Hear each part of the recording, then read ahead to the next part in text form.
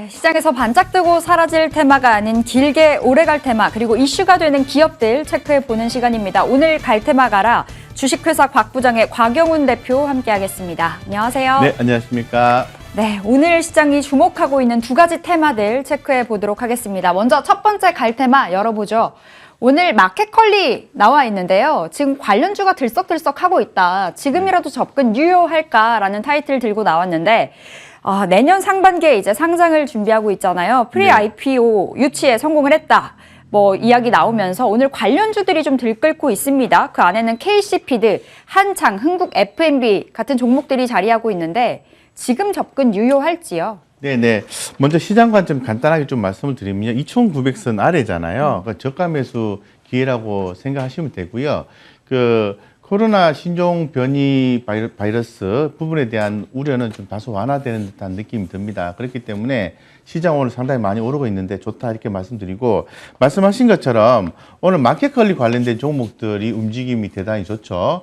그거는 아무래도 시장 이슈를 모아주는 이벤트가 있었기 때문에 그렇습니다. 잘 아시는 것처럼 마켓컬리가 프리 IPO를 했습니다. 2,500억 원 해서 몸값이 기존에 2조 5천억 정도 됐는데요. 3조 7,500억 원까지 껑충 뛰었다라는 소식이 전해졌고, 추후에는 5조까지도 올라가지 않을까라는 기대감이 한층 더 증폭이 되고 있는 것 같습니다. 자, 그렇다면은 관련되어서 향후에 기업 가치의 상승 이런 부분들을 봤을 때는 당연히 관련주의 움직임들이 있을 것 같다라고 보는 거죠.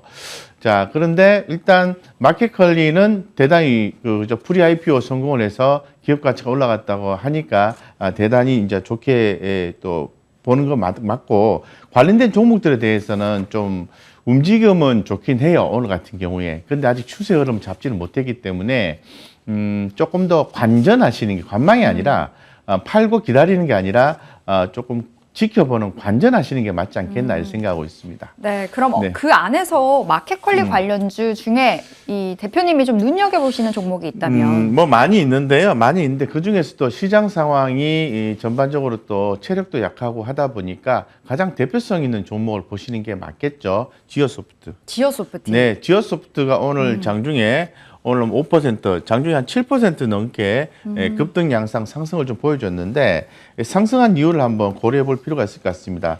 기본적으로 첫 번째 이유는 이제 경쟁사의 프리 IPO 투자 유치 성공, 이 부분이 주목받았기 때문에 지오소프트가 올랐다 이렇게 말씀드리고요. 두 번째는 최근에 주가가 너무 많이 빠졌어요. 그래서 과매도 국면에 진입함에 따라서 이 밸류에이션 매력이 상당히 부각이 되었다라고 말씀드리겠습니다. 그리고 지오소프트 같은 경우는 신사업에 대한 기대감이 있습니다. 있기 때문에 상당히 좀 긍정적이다고 말씀드리고, 현재 지금 지오소프트 같은 경우에는 지금 2022년에 온라인 시장 재편과 함께 풀필먼트 사업 가치가 지속적으로 성장하고 더 재평가 받을 것이라는 내용이 나와 있습니다. 그래서 지금 2022년에 PSR 기준에서 0.38 정도 되니까 온라인 식품 시장 본격화 전망이 있을 것으로 보여지고 있기 때문에 상당히 긍정적이고, 현재 시점에서는 신규 사업 진출까지도 감안했을 때는 현재 가격은 저평가다라고 말씀드리겠습니다. 차트 보고 좀 말씀드릴게요.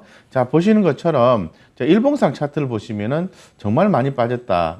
주가 많이 빠졌어요. 이렇게 많이 빠졌는데 외국인들의 흐름은 어떤가요? 별로 이렇게 비중을 줄이거나 그런 스탠스는 아닙니다. 아니고요.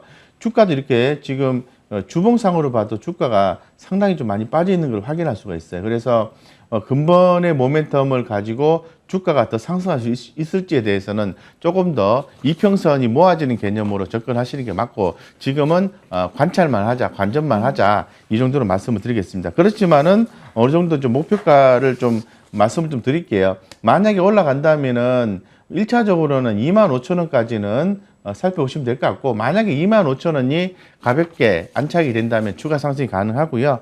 지금 만약에 17,500원에 접근한다면은 하방을 좀 시장 관점 고려해서 짧게 잡는 게 좋을 것 같습니다. 16,000원 손절가 말씀드리겠습니다. 네, 마켓컬리 관련주 그 안에서 지오소프트 매력 있다, 눈여겨보자 이야기 주셨지만, 일단은 시장이 좀 변동성이 커져 있는 만큼 공격적인 접근은 좀 자제를 해봐야겠습니다.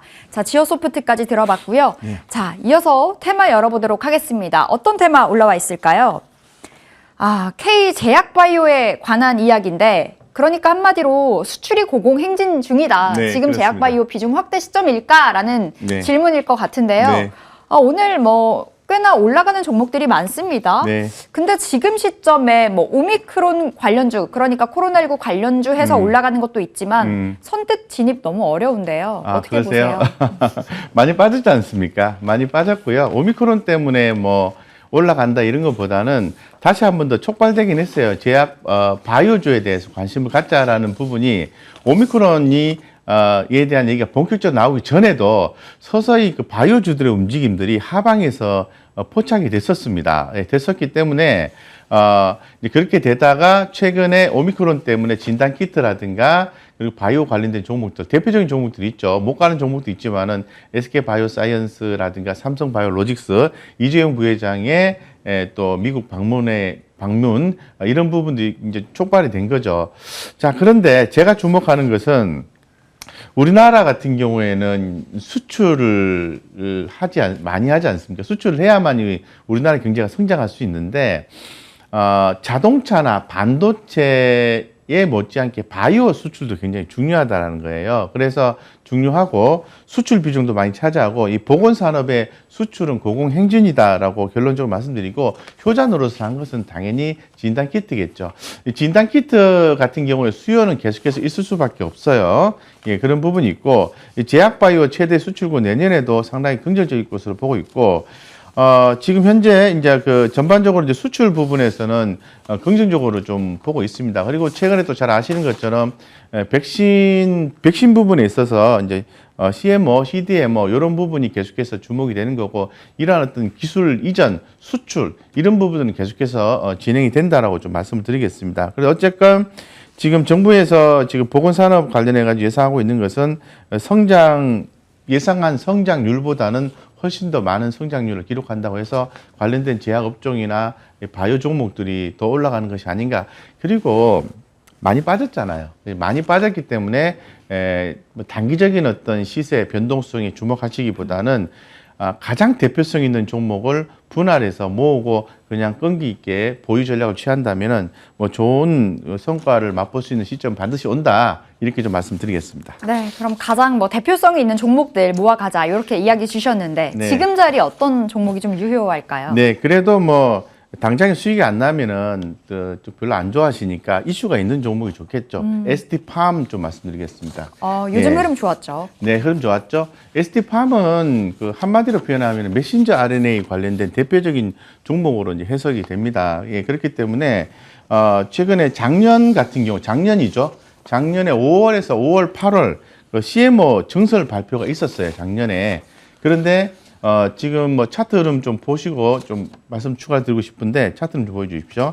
작년 5월에서 8월 정도에 이렇게 증설 이슈가 있어서 주가가 많이 올랐다가 이렇게 보시면은 주가가 내렸어요. 이렇게 내렸습니다. 내렸고 지난 11월 24일 날 올리고뉴클레오타이드 CMO 추가 증설 발표를 했어요. 그 말은 무슨 말이에요? 결론적으로 이 수주를 많이 받는다는 거지 않습니까? 그래서 최대 캐파를 보유하고 있다고 발표했고, 이 글로벌 제약사, 바이오 기업들의 주요 고객사를, 다수를 또 확보를 하고 있는 그런 상황이기 때문에, 현재 생산 중으로 추정되고 있는, 노바티스 렉비오가 2022년 내년이죠. 내년에 FDA 승인이 된다면은 상당히 긍정적인 수주 증가와 매출 증가도 있을 것이다라고 보고 있는 거죠. 이 부분이 강하게 지금 작용을 하고 있는 겁니다. 그래서 주가는 이렇게 보시는 것처럼 좀 강한 모습이 거래량 증가하면서 나와주고 있기 때문에 단번에 죽지 않는다. 예, 그렇기 때문에 조정시마다 모아가고 125,100원인데요. 최근에 해당 종목에 대해서 목표가 상향 조정이 있었어요. 그만한 이유는 충분히 있다라고 말씀드리겠습니다. 그래서 지금 하방을 114,000원 정도 제가 제한을 시켜드리고요. 뭐 1차 목표가는 뭐 125,000원이긴 한데 14만 원이면 전 고점 수준이에요. 뭐 그 정도는 충분히 가지 않을까 개인적으로 생각하고 있습니다. 어쨌건 어려운 시기에 그래도 바이오 업종들이 주목받기 시작했으니까 관심을 갖고 대응하시면 좋겠다 이렇게 말씀드리겠습니다. 네, CMO 입지를 강화하고 있다고 합니다. 오늘의 유망주 ST팜으로 주셨습니다. 목표가 14만 원, 손절가 11만 4천 원 설정해 보도록 할게요. 오늘 말씀 고맙습니다, 대표님. 네, 이렇게 해서 이슈앤뷰 어느새 마무리를 할 시간이 됐습니다. 이어지는 점상 주식까지 함께 해주시길 바랄게요. 함께 시청해주신 여러분 고맙습니다.